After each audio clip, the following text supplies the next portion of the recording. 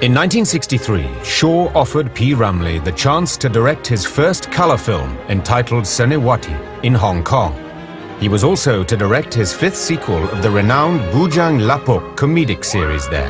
P. Ramlee was ecstatic, but the excitement was short-lived. Without telling Ramlee, the powerful union demanded higher payments and allowances for Ramlee and his co-stars, forcing Shaw to cancel the production of both films. Ramlee was bitterly disappointed. It was a time when Singapore was facing heightened left-wing radical trade union activities, and strikes at the Shaw Studios were attracting the state's attention. Bila Perdana Menteri Lee Kuan Yew dapat tahu buat union ni, jadi dia tak suka Melayu-Melayu ni buat union. So dia bilang dengan Shaw Brothers, you better close down. So Shaw Brothers kata dia, you better go to Merdeka Film. Disillusioned, P. Ramlee moved to Merdeka Studio in 1964 after directing his last film, Tiga Abdul. He skipped the film's preview and saw it during its Kuala Lumpur run in the cinemas. Shaw studio manager Kwek Chip Jian had his own theory as to why P. Ramlee left the Shaw studio in Singapore. Kita biar orang tak suruh dia pergi, dia tak pergi sebenarnya. Engkau tahu itu yang panggil sama dia siapa? Itu Tauke panggil dia sana.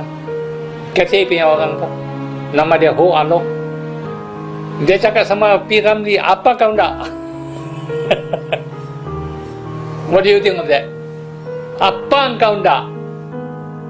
Merdeka Studio was owned by Ho Ah Look and businessman H.M. Shah and managed by the Shaw family. P. Ramlee's absence was greatly felt at the Shaw Studios in Singapore. To his friends, P. Ramlee was like a bright star that shone on them. He helped to launch the careers of many. His departure left a deep void in their lives. Saya ni seolah-olah macam anak ayam kehilangan ibu. Paksa saya struggle sendirilah. Kalau tidak ada P. Ramlee, tak adalah Kasim Masdo. Kalau dia sitting, saya cukup hormat dia director. He is a very good actor. Very good actor.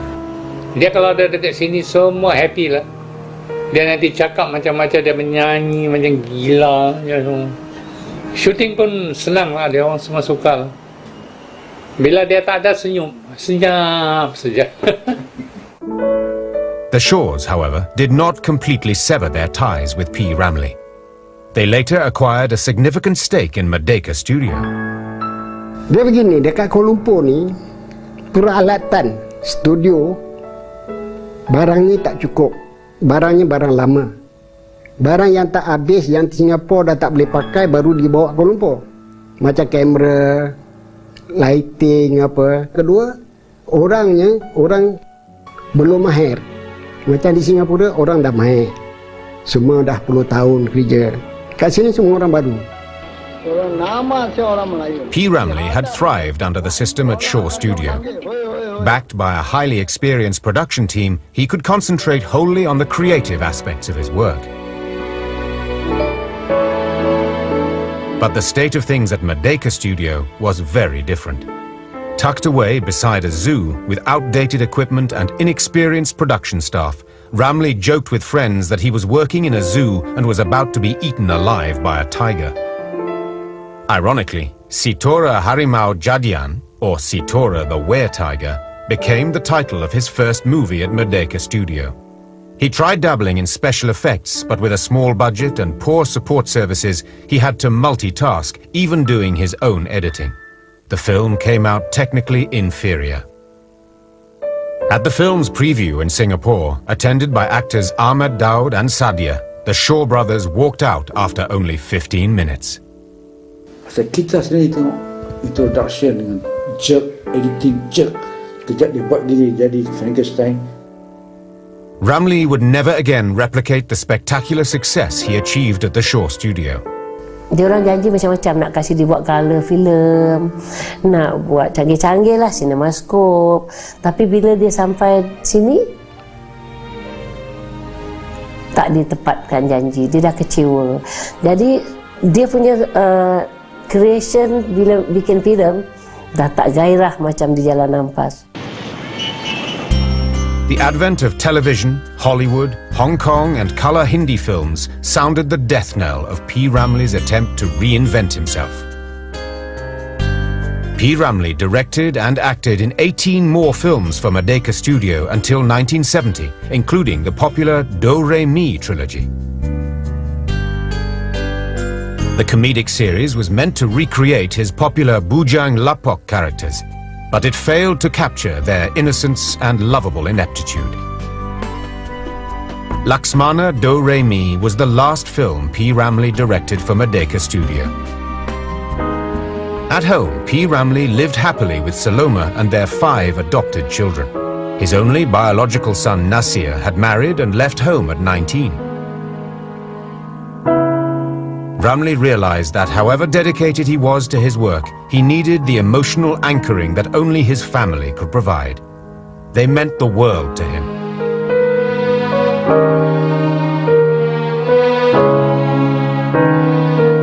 Dia sayang betul anak-anak dia. Dia suka pijak baring, dia tiarap kat sini.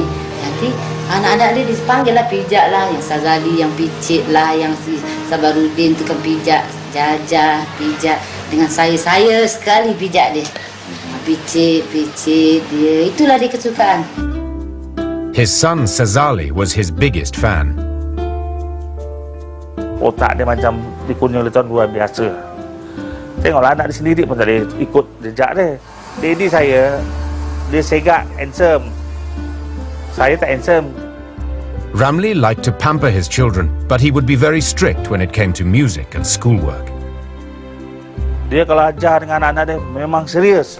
Baik kira-kira pelajaran sekolah maupun muzik. Dia tak boleh main-main. Dia boleh dah pukul saya, dia pujuk saya balik lah. P. Ramlee tried to teach Nasir and Sazali to play the piano, but quick-tempered Ramlee would get really annoyed when they played badly. He would thump them both, but according to Nasir, it was him who usually got it worse. Jadi mangsa saya lah. Bapak saya kalau geram, saya kena. Tapi kalau orang buat hal, saya yang kena. Tapi Ramlee mesti cari saya juga. Pukul saya bukan pukul teruk kan. Satu hari saya tengok, saya pergi rumah dia, tengok dia tengah pukul Nasir. Pasal rambut panjang. Dulu Nasir rambut panjang. Bila saya sampai, dia stop. Dia tak dipukul Nasir. Despite Ramlee's domestic upheavals, Ahmad Nawar, Ramlee's longtime friend, was privy to the star's other eccentricities. Dia punya favourite tu timikai. Timikai dengan kicap. And then dia taruh cili kering sikit, dia cecah. Every time dia datang, dia call, dia kata, Ahmad, aku nak datang rumah. Saya prepare tu lah. And then dia punya favourite gunting rambut. Yang jadi mangsa je Nasir lah. Dia gunting macam mana passion. At home, when Ramlee felt like eating a particular cuisine, he would call up Mariani, his sister-in-law, who he was once in love with. Ramlee ni dia very loving. Dia tak suka Saloma kerja teruk di rumah, macam masak-masak, sibuk-sibuk semua. Dia adakan orang gaji. Dia tak, Saloma sentiasa make up aja, cantik, duduk buat dating, buat labuci, gitu aja. Dia tak suka macam Saloma kerja-kerja. Yang kena dera saya lah. Bila nak masak lauk yang kesukaan dia, saya kena datang lah masakkan dia. Saloma duduk diam-diam cantik aja. Gitu. Itu dia punya perangai. P. Ramlee punya perangai. Pampering Saloma was Ramlee's way of showing his love for her and keeping his family together. This was important to Ramlee, who felt that he had already lost one family, his friends at Shaw Studio in Singapore, whom he still missed dearly. In 1967, after 3 consecutive box office flops since Ramlee's departure, Shaw Studio on Jalan Ampas ceased production for good.